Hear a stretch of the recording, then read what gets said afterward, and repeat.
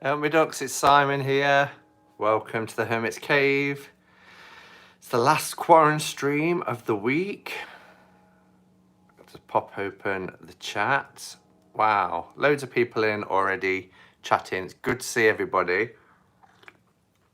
I haven't put a light on yet. I don't know if that makes much of a difference or not. So how is everybody doing? Let's do a roll call and say hello to everybody in our usual way. And can I just say, firstly, as well, to everybody in the Northern Hemisphere, blessed Beltane, and to Southern Hemisphere, not Mabon, Samhain. I'm just, oh dear. That's been up for 10 hours on the Hermit's Cave Facebook group, and not one person has corrected me. So I feel a little bit vindicated, but I wished everybody in the Southern Hemisphere a blessed Mabon. But it's, of course, Samhain. And Baltane, or as I call it, Beltane. Different people pronounce it in different ways, but yeah, many blessings to you all. I think Becca is doing a ritual tonight as well, which is really exciting. So we've got Luna, Dan.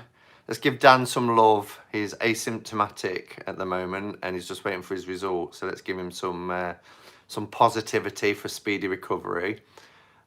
Scorpion Intuition, Merrick, good morning from Utah. Oh, my old stomping ground. Have we had this conversation before? I've spoken to a few people from Utah, but I was in Clearfield, then up in Cache Valley, Logan, and also Sugar House. So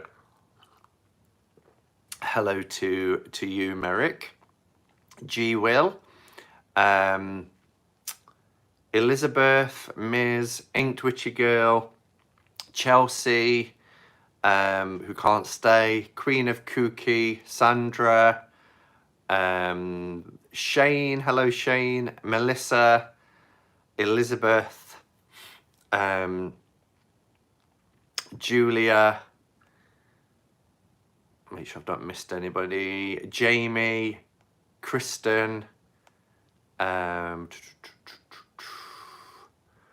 Jackie, hello Jackie, Rob, Shanti, Rounda, Wiccan, Bunny Kisses, hello Christine, Elle, good morning, yeah, good morning. I bet you just woke up, haven't you? 5 p.m. It's your get up time. Diane, Caroline, hello Caroline, Ginger Faye, Jen, hello Jen. I just slept in for the first time in months. Wow. Oh yes, you've got a day off. You booked a day off, didn't you? So enjoy your day off. Hope I didn't keep you up too late last night. Juliet, Scorpion, Luna. I think I've said Luna. Bunny Hop. I'm getting into that, having little bits of conversation and forgetting who I've said hello to and who I haven't. Amanda, Sparkling Seer, Nicole, Crystal, Ellen, Christine, let's see. Have I said hello to everybody? Patrice. Yeah, so I think I've caught everyone. So if I haven't, I do apologise. But hello and welcome. So yeah, Friday soon comes around, doesn't it? Our government briefing is happening at the moment. I haven't had a look at what they're saying yet today, but I know certainly in the UK where we've passed the peak, thank goodness, we're on a downward decline in transmission. So I think the government is going to start to look at plans next week for lifting some of the restrictions. Finally, it's the weekend. I know, it feels good, doesn't it? Happy Friday and Beltane to everybody. Thanks, Jen. Where did the week go? We need to stay in lockdown for a little longer, though. We do, but we'll just have to see. I think it'll be phased returns. We're a long way off any sort of kind of how things are going to be on a daily basis, aren't we? So happy right now. I got to reopen today. Oh, that's good. I know some states are already going back to business, aren't they? I saw on the news earlier. I made it. Hello all. Hello Trisha. I finally got the guts and made a video last night, mentioned in your group, then got booted. Whoops, so sorry. Queen of Kooky. Right, I'll look at. I know somebody, one of the moderators. I woke up this morning and one of the admin had put that they'd had to remove. Yeah, just have a read of the rules. Just remember that obviously the Hermit's Cave Facebook group is a continuation of this channel where we continue the discussions of things that we talk about here. Because we didn't want it to be, when we set it up, another For Love of Cards, because that's covered, you know, the corner of that market's covered. So it's the Hermit's Cave and it's just an extension of this channel.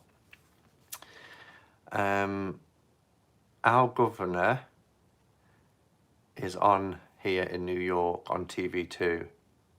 Still 300 dying a day. Yeah, it's just not good enough, is it? So, yeah. Hi, Becca. Good to see you. How are you, me duck? So, today, this was a request. It might have even been from Elle. I'm not sure. About companion books. I think it might have been. Thank you for the link, Elle. Is Naomi not here? Sorry, I didn't mean that. She'll be so angry with me later. Naomi's kind of took her crown as the link queen. Yes, it was. It was you who had the suggestion. So when we're talking of, excuse me, when we're talking of companion books, I'm not talking of things like the Tarot Bible or Pithy Tarot, anything like that. What I'm talking about is the companion books that come with decks as part of a set. Or in some cases, you can buy them separately. So I know, for instance, the Urban Tarot now in its mass market guise does come with a book. But when I bought the Urban Tarot, you had to buy the book separately. Similar to, I don't know, Pagan Otherworlds was another one where you buy the guidebook separately. But what I'm talking about is books that come with sets. And my top 5, and as to why I think they're so good. So my vote, Everyday Witch. Yeah, and join in. Let us know your thoughts. So, shall we crack on? At last, my tarot mother appreciates me. Does she? Way to steer the QuaranStream ship behind the scenes, Elle. Okay.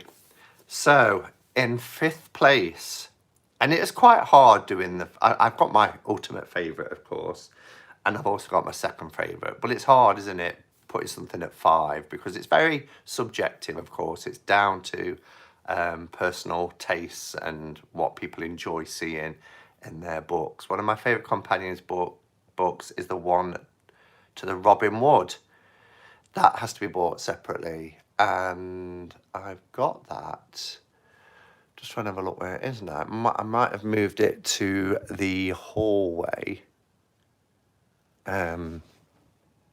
Yeah, I think I've moved it to the hallway now. I've got a big bookcase in the hallway as well, but I have got the Robin Hood one. Anyway, in 5th place, my choice is Phantasmagoria. Now, one of the first decks I bought was Tarot of the Vampires. And this is written by Ian Daniels. But it is a fantastic companion book. It was released in 2010. And as I said, it's the companion book to Tarot of the Vampires. So if you do buy the kit, I don't know what it looks like now, because obviously I've had it a while. So I get the big tuck box that Llewellyn used to do. The deck, I'm not massively in love with the deck, to be honest, but the book is just phenomenal. Hi, Lucian. I edged it in blood red, to match the rose on the back, and I really quite like it. I thought it set it quite nice, but I don't know, there's just something about the deck that I could appreciate it, but it didn't really call to me. However, the book I thought was so well written. It's really thought-provoking. It gives perspectives from a psychological point of view as well as a spiritual. And for me, I need, and I've mentioned before with ADD, I need information to be very clear and concise. And if it's beautifully written and it draws me in, then it has me hooked. It's got so much in it. It talks about the shadow. It talks about the hunger. And when I talk about hunger, you know, that hunger for life, that hunger for a spiritual hunger as well. There is a section in here about the blood rose, which appears on the back. And that's representing, well, throughout ages, it's represented so many different things, the blood rose. But in essence, it represents life and death, and that balance between life and death, and how delicate, like the rose, that is. It's also fertility, purity, virginity, and of course love, with it being a red rose. So many different histories and cultures. I remember Simon talking about this book before, and it almost made me buy the deck. Thankfully, I came to my senses. Did I? I did. I talked about this book. I just want to read just a very short, right from the beginning, because it really sets the scene, talking about these classic writers coming together. So it's a dark and stormy night, and it's the intro. But it says, lightning slashed violently, shredding the black sky. Thunder raged and roared, blasting the dark mountains. Wild winds whipped the surface of the lake into a frenzy, and the rains lashed like a phantom, savage, ruthless, and bitter. It was indeed a dark and stormy night when a gathering of English literati agreed to write a tale of supernatural horror. The group had gathered in the summer of 1861 in Switzerland, close to Lake Geneva. As the storm thrashed outside, Lord Byron, Mary Shelley, John Polidori, Percy Bysshe, I think that's how you say his name, Bysshe, Shelley and Claire Clement recited haunting poetry and ghost stories. It was not only a blood-curdling wail of the night that chilled the blood and sets hearts pounding.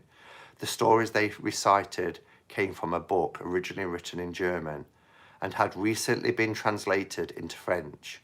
The book was called Phantasmagoria. And because of this gathering of writers and poets, it has a significant place in history of English literature. The collection had its own origin in, I can't even pronounce that, but it literally translates as Ghost Book, a 5-volume anthology of German ghost stories. And then it says, over the coming nights, the writers set about creating their own tales of Gothic terror, the most famous, of course, being Mary Shelley's Frankenstein. So it really sets the scene. And as I say, it goes through the shadow, all aspects of our shadow, and the hunger, as I mentioned, the blood rose. But it's a really detailed book. There's no images in there, but you get a raft. That's where I was up to. Raft of information on each of the cards, and it is just beautifully written. Good here too, no buffering. Are people getting buffering again? Bish, please. Well, I don't know, Melissa. I'm not a big reader, as I mentioned before.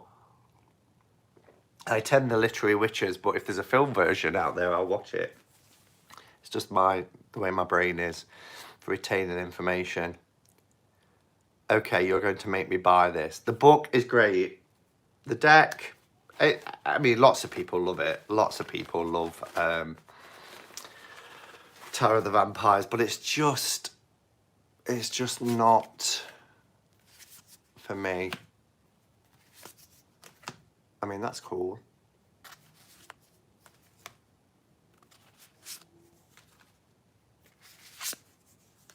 Some cards are really cool, others not so much. But I do love the backs, and I do love how I edged it. So, so that's number 5. I love the Summer at Lake Geneva story. That was the year without a summer. Okay. You can get the app if you only want the book. It's a great book. Yes, good point. So, number 5 is Phantasmagoria by Ian Daniels. I think it's a great book. One of the greatest books to accompany a deck. So in 4th place, might be a bit of a surprise, but it's the Gaian Tarot book. I love this guidebook. This is from 2016. It's by Joanna Powell Colbert. But I just love how this is set out and the information you get in here. Hi, Tammy Pie. Again, it's only fair to show you some of the cards. This one is by Schiffer. Yeah, Schiffer, because it's got the ribbons and everything.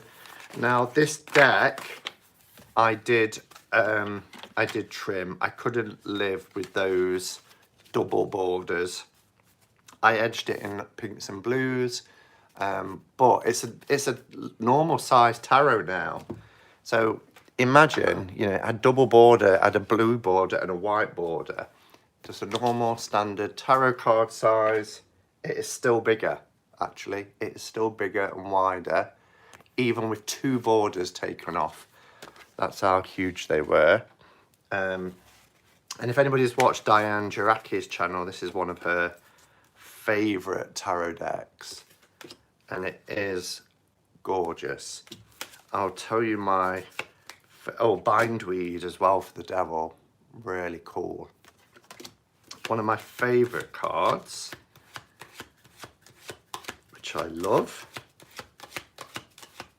Well, I like that one as well. 9 of Air, I think is beautiful. Look at the face of the clouds. I love the Justice card. Hierophant is Teacher, which is perfect. I love that as well. Elder of Water, beautiful. I bet I can't find it now.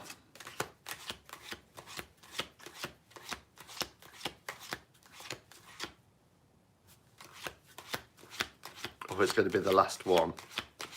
If I can't find it this time, I'm moving on. That's the only annoying one. I have to get a replacement card. The image is smaller than all the others, so when you trim it, you have to leave some of the border on, which is so annoying, but hey ho. Yeah, this is it. It's the Chalice Well at Glastonbury. How cool is that? So that's the 4 of Water. So anyway, the book, the reason why I love the book so much, it's just the way that it is set out. So let me give you an example.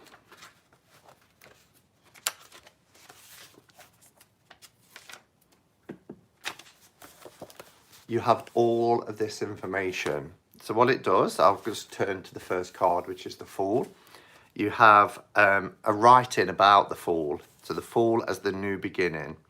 Then you go to what you can get this card. When you get this card in a reading, so it tells you about the card. Then it tells you about when you get it as a reading. And then how to read it as a shadow aspect of the card. And then deepen your understanding of the Seeker, which is the Fool card. So it goes through themes like spiritual quest, innocence, childlike wonder, pilgrimage. And then this is the best bit for me with this book. And I wish every single tarot companion book would do this.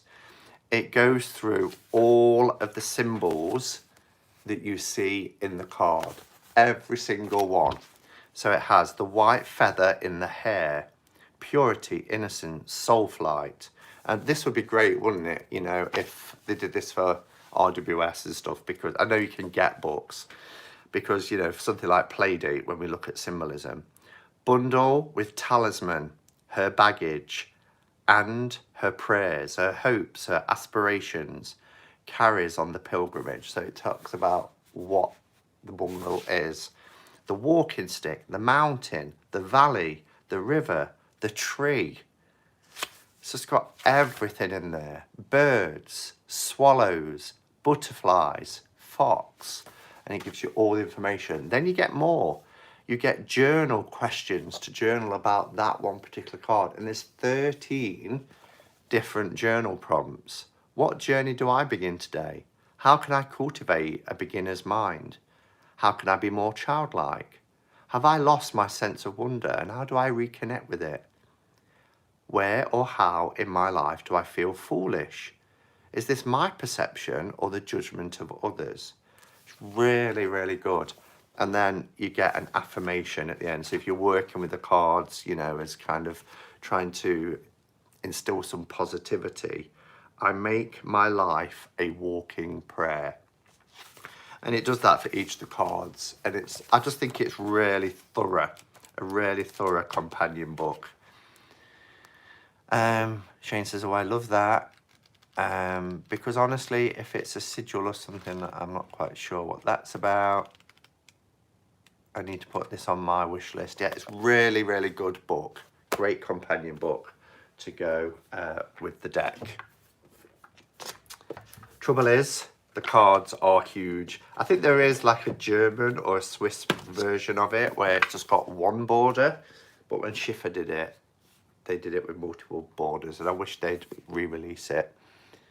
Simon, love the pendant. Thank you. This was a gift from Jesse Driscoll. Gorgeous. I love it. All right. So I quite like the Moonchild Tarot Guidebook too. It's got affirmations, which I like. Yeah. This is the second time I hear of the Gaian Tarot this week. It's now on my wish list. Perhaps an omen. I'm looking forward to the Spacious Tarot Guidebook, as it sounds quite good to be good too. Okay, cool.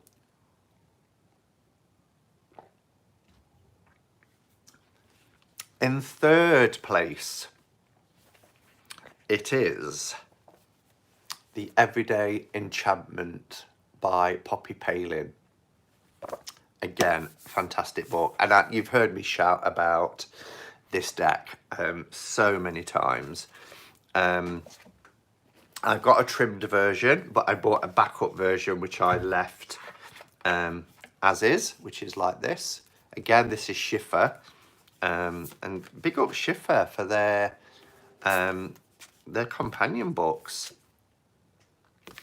And when I did, I think it was either the second or third Throwback Thursday, and it was this deck, Poppy Palin actually joined us in the chat, which was lovely to have her here, and add to what I was saying in terms of her, you know,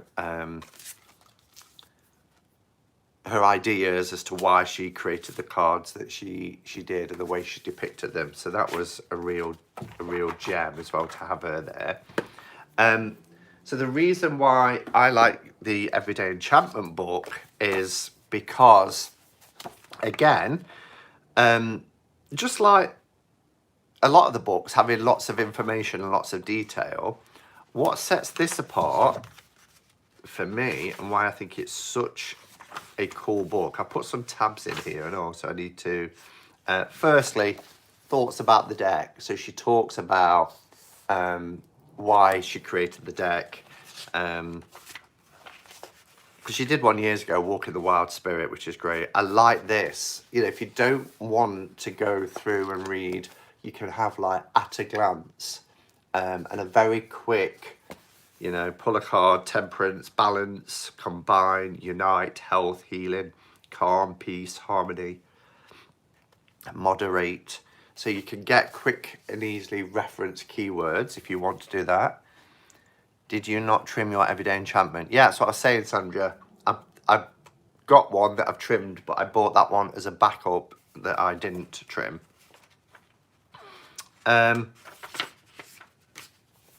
You get a lot of information per card. So you get keywords. So again, looking at the Fool, begin, spontaneity, faith, joy, fresh, open, expand, free, trust, innocence, originality, dream. And then you get the correspondences, Uranus, ether, etc. Then she describes the image. Again, great. If a deck creator is going to create something that's non-traditional, let's hear why. Let's hear about the image. So she describes it. So she'll say, a cheery man wearing a yellow hard hat and a high visibility jacket is poised at the end of a scaffolding plank on a building site. She's actually describing the scene.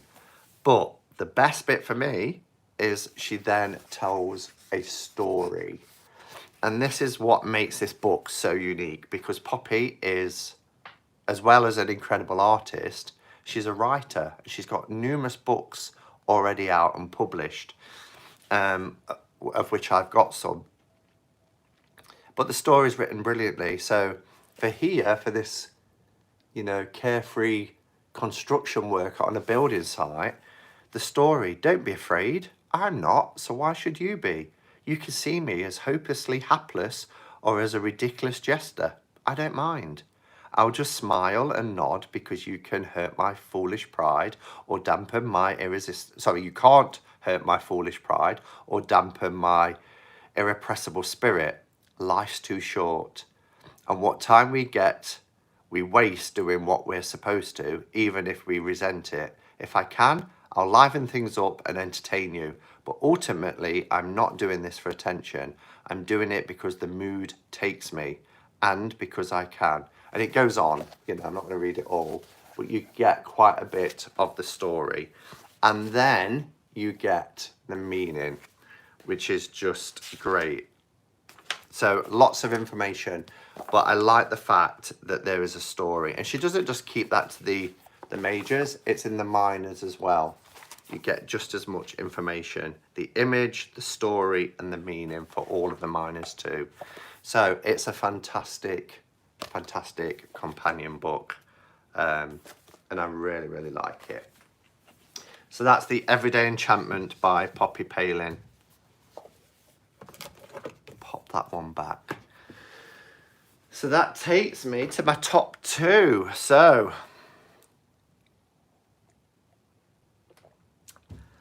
my second favourite companion book, and it might be because I'm reading it at the moment and it's quite new, but I think it is absolutely brilliant, is the Shadowlands Tarot.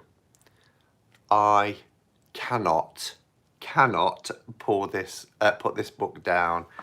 Every time I draw a card, they're out on my desk because this is the deck that I'm working with through May, even though I started it a few days ago. It's absolutely phenomenal. The cardstock is amazing. It's as good as any independently produced thick cardstock, really luscious. And I just love it. I mean, it is a shadow deck, but do you know what? It's not just for shadow work. It's just so, and for the last, I don't know how many years, 2-3 years, when I pull a card, I never look up in a book because, I understand the meanings of the cards, particularly RWS. I look at a particular image, and whilst this might deviate a little bit from traditional imagery, it follows an RWS system, and I like to explore the images. But what I'm really enjoying doing is picking up the book and having a read. So my card for today was the Six of Cups. And I know that the Six of Cups is about nostalgia. But I was looking at that image and thinking, well, that looks like a tea party. And it's just fantastically written. So a few things in particular. Oh, by the way, it's Monica Budirsky. Sorry, Budirsky. I always say it wrong. And again, it's got a lot of the same information that I've mentioned in other books. You know, it breaks things down. It gives you lots of associations and stuff like that. But it is beautifully written. It's really an enjoyable read. There is so much humour, and this is a shadow deck, but there's humour in there, but there's also raw honesty, which I really like it. Really like it. So let's just have a look at what you get with the cards. So you get Seeker, again, Seeker for Fool. I'm just beginning a journey of discovery. I'm not sure which way to go or what I might find, but I'm going to take a chance. So you get a little quote. Then you get the card and you get a description again for the card. Key for me if you're deviating away from traditional images. So standing on the top of a mountain, the Fool, also referred to as the Seeker, is prepared for a journey complete with suitcase, companion, and appropriate attire for the weather. There is a beautiful and breathtaking vista on this sunny day, symbolic of a good start to his adventure. There seems to be a small catch, however. The Seeker has lost his head in the excitement. So you can see here, his head is down on the floor. Possibly due to overthinking the situation, so he's not sure which way to go. He asks his cat, who is a symbol of instinct, the way forward. So he asks his cat, the symbol of instinct, the way forward instead. You then get keywords, you get the shadow, you get the message, and again, you get reflections like we saw in the Gaian Tarot. Some nice reflections. What am I thinking at this stage in my life? Am I feeling reckless? Do I feel stuck on my current path, unable to start again? Or do I change paths whenever things get difficult? Why am I resisting being on a journey? What type of journey is appropriate at this time? What steps do I need before I start this journey? So really, really cool. But that's not all. This, when you go to the back of this book, and I've tabbed a few things here, there's just so much. So you've got things like timings. You know, lots of people talk about timings with readings. It's got when to do readings for the new or dark moon, the waxing moon, the full moon, the waning moon. It goes through more detail about each of the minor suits and their associations. Here, which is really cool as well, you get cards and interpretations. So the Fool or Seeker, the interpretation, again, a quick glance. So you could put a tab in there, and if you don't want to read it, or perhaps when you've worked with the deck for a while and you've already read all the information and you just want a quick reference, you could open this book. But it's also great if you're learning the tarot. So if you're learning the tarot and you want to learn keywords or key phrases, then that page is ideal. There's a section for numerology. I like it, but it's not my understanding. For example, 4 for me is stability, like the 4 legs on a chair. And it mentions it here, square stability, but it also talks about, there was something I saw earlier and I was like, I'm not quite sure I agree with that, and I can't find it now. Wasn't the stability one. But it goes through and gives you each 1 through to 10. Yeah, it might be 7, fate. You know, this is kind of like a new growth area. Once you've got the disruption and the destruction from 5, you get the settling down and then the new growth area coming. But you've got a section on court cards. What else is that I thought was really cool? Yeah, so card layouts I really like. You've got, you know, single cards, yes or no, morning cards, evening cards, which I do, card journeying, and then you've got some nice spreads at the back, which have things like past, present, and future, but also mind, body, spirit. So I really like that. So lots of cool information at the back. And also, when I showed this the other day, I hadn't noticed with the book, I don't know if I can show it you here, but you've got this little spider up at the top. But actually, let me try and do it like that. The spider, as you can see, moves down the page till it gets to the bottom, which I just thought was quite nifty. So the Shadowland Tarot is my second favourite. I really like it, but not just because of all the cool extra stuff, because lots of companion books give you that cool extra stuff, but it's the way it's written. It's humorous, it's thought-provoking, it's very raw as well, but it's everything you want in a companion book. And I really enjoyed reading about the Children's Tea Party and how it started to get me to think about things from my childhood that I did and that I perhaps miss, and that perhaps I could bring back into my life as an adult, just to have that same sort of enjoyment. Just looking if there's any questions. Nothing's popped up. Oh, on one of Simon Throwback Thursdays on the Everyday Enchantment Tarot, she actually came on the live chat. Yeah, that's what I was saying. Poppy was there as well, which was really nice to have her with us. So, yeah. Okay. Probably no surprise to anybody, but my favourite companion book is The Deviant Moon. I mean, what is there not to like about this? This book has everything. Patrick Valenza, it's been around since 2016. It is £5 in weight. And do you know what? Patrick described this book as his biggest challenge in his creative life. But you know what? He has put blood, sweat and tears into this because it has everything in here. It is beautiful, absolutely beautiful. It is an art book as well. It's a work of art. It's published by US Games. I'm yet to consider this deck, but it does seem so Tim Burton. Lots of people say that. Yeah, we've got a paradoxical kind of image here. Patrick. But it's got everything. It goes back to his childhood, that this book is a lifelong journey. The Deviant Moon is a lifelong journey. He spoke about that in the interview I did with him as well. It's got amazing art pictures, full page colour art pictures as well. Talks about the original cards. It's just fantastic, which he's promised to show me. The Rise of the Deviant Moon.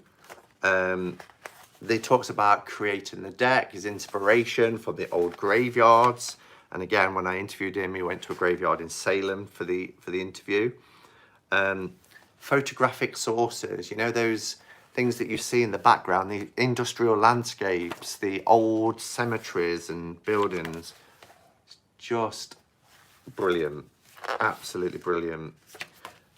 Boogeyman Island. The Asylum, recognise it?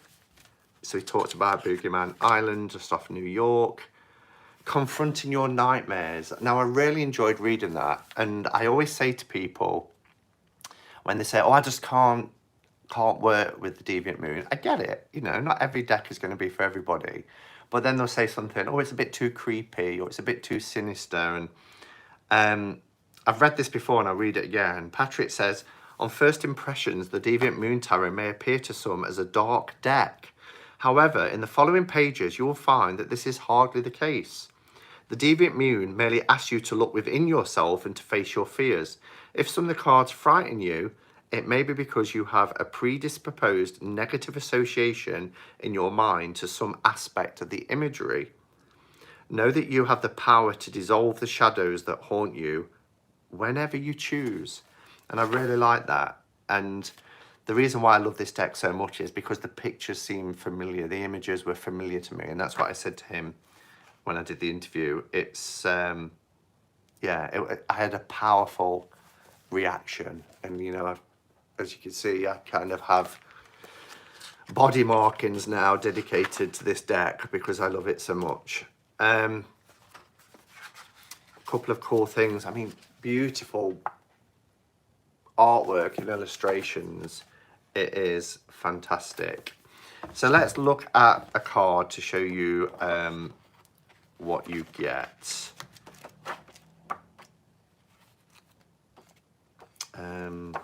Let's choose a card, pick one at random. Let's go with the Tower, why not? So you get a huge full page illustration of the Tower card, and then the information you get here is the description, again, detailed description of the card. You get the upright meaning and the reverse meaning. And then you get the inspiration. So the photograph, where he took inspiration. So the real tower. The tower pictured in the Deviant Moon Tower is an actual structure, which has fascinated my imagination for as long as I can remember. It was constructed in 1930. This decrepit water tower stands abandoned and lonely on the grounds of Pilgrim State Asylum, isolated from the rest of the buildings. So there's the asylum and there's the tower. So you get all that background information. Oh crap, I need that book. It's brilliant. It's really fab. And I loved learning about the death card as well. Let me get to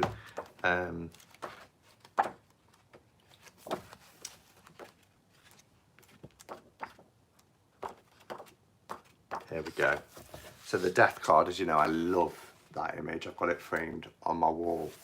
But when you saw its early incarnation, look at that, how the sketch was, and then how it appears in other artwork. Deathmare. When I started the deck in 2004, I replaced the original bird skull with that of a horse. The idea to do this came to me in a chilling dream where I saw a skeletal horse trotting through the streets of an old city. So then he drew it, he sketched it in 2004, and then changed the bird face of what it was going to be into what it became.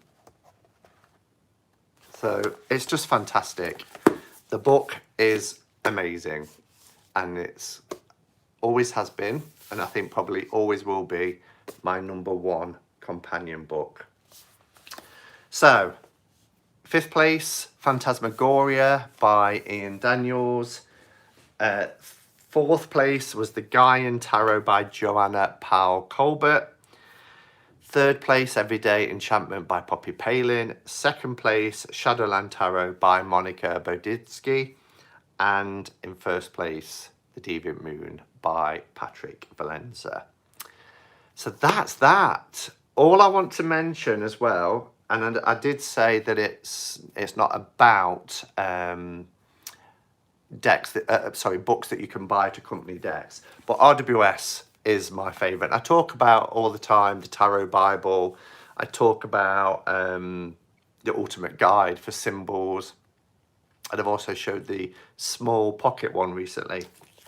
But I want to give this one a shout out as well. If you want a companion book for an RWS tarot, The Ultimate Guide to Tarot by Liz Dean is fantastic. For the reasons that I've mentioned, and this is why I'm mentioning it, for those books as well, with having so much to do with the correspondences. It is a beginner's guide to the cards, but it's just, I've opened on the tower again. The information that you get in this book is fantastic. You get 4 pages of information, and this is a big book. Every single card that's shown also has a spread associated with it. So this is the Tower spread for the Tower card. But it has things like alternative names, the House of God, Fate, Lightning, the number, the numerological link. So it links to the Chariot card, astrological sign or planet, Mars, element, fire, Hebrew letter, pay, symbol, mouth, meaning, chaos, The tree of life, so you get the Kabbalah tree of life reference. The chakra, crown and base, as in heaven and earth, the meeting of the two. Key meanings, destruction, enlightenment. Then you get a section about understanding the tower. Tower in astrology, tower in Kabbalah, upright meaning. And then it breaks it into 3 categories: home, relationship, and career and money. This is the same throughout every card. Reverse meaning, it's wisdom message. The tower symbols. So again, you get all the symbols listed. And then you get this section here, which is always highlighted with a different colour, which is the historical tower. Okay, so it tells you about the tower card through history of tarot. And then you get a full page spread. So it's really good. So something like the Hermit. I was reading about the Hermit a few days ago, which is, you know, brilliant. But it then gives the historical, you know, and the Father Time association. So it takes you back to the Renaissance Visconti Sforza tarots, where it was the old man and then became Father Time, etc.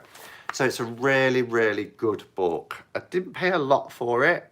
US, it's $24.99. In the UK, it's only $15.99. But I think that's for £16 for, I don't know, a meal out, a lunch out. It's a fantastic, fantastic reference. So I just wanted to give that one a shout out because I don't know if I've mentioned it much on my channel before. There is an error in the Ultimate Guidebook, page 66, the Hermit. What's the error essence? Page 66.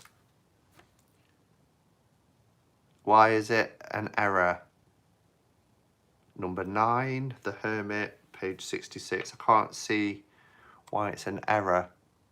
But anyway, I can't see where the error is, but you'll have to let me know. All right, guys, so it's 10 to. I've been on for over 45 minutes. I'm going to wrap it up. Shall I pull us a Roots and Wings?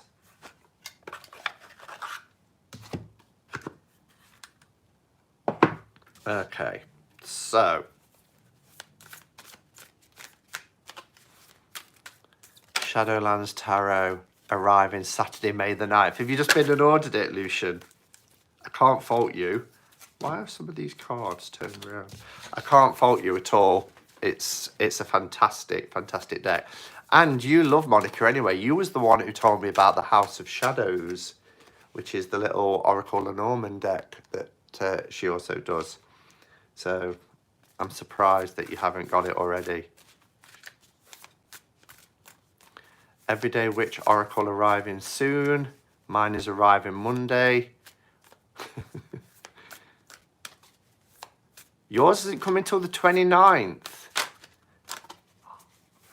Will you have time before we review it on the Tarot Times?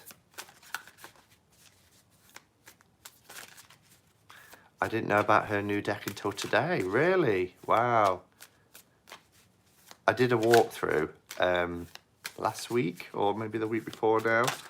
I lose track of time at the minute. There's still a card in here that's upside down, or back to front. How would you describe it? Back to front. Okay, so a message for us. Right, shit, you like Becca, 11th hour. Oh dear.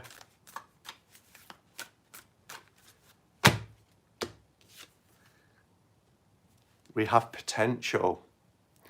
Potential, guys. Unleash it. So this is telling us that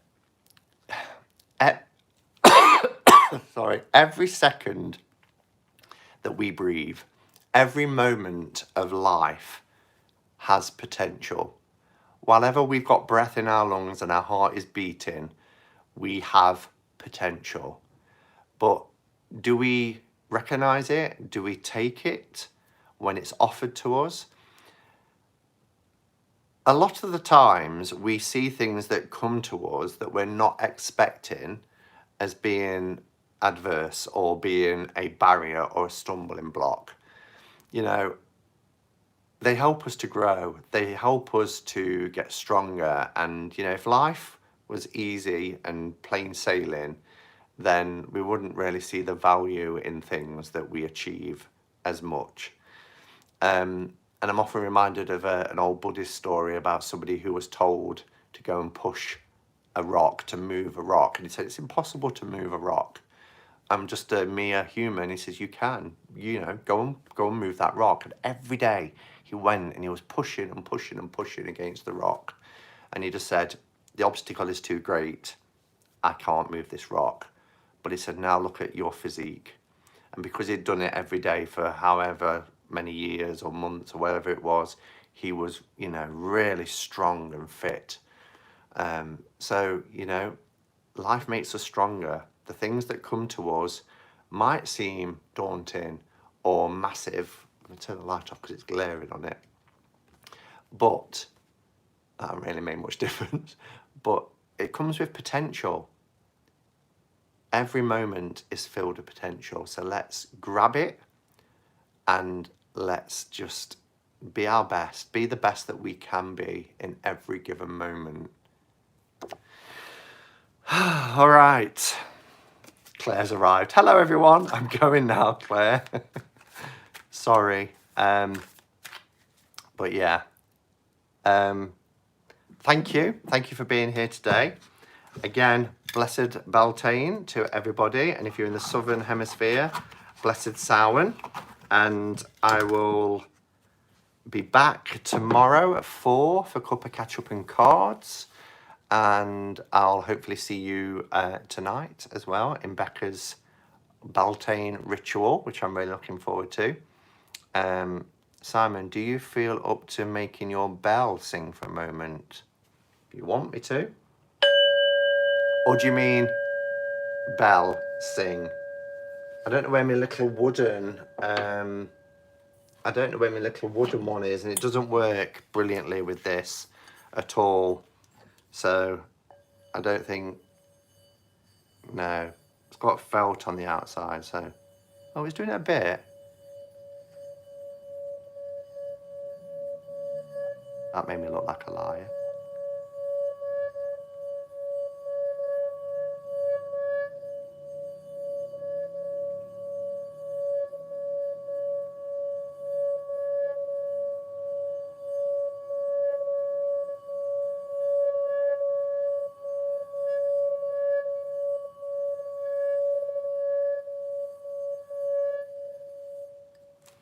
Okay, just a little bit for you. But I've got one that doesn't have the felt on it, and it's wood, and that really makes it sing beautifully. That one doesn't, it's hit or miss, really. All right, guys, thank you for being here. Enjoy the rest of your day. Enjoy the fact that it's Friday and it's the weekend. Look after yourselves, and until next time, go in peace. Namaste and blessed be.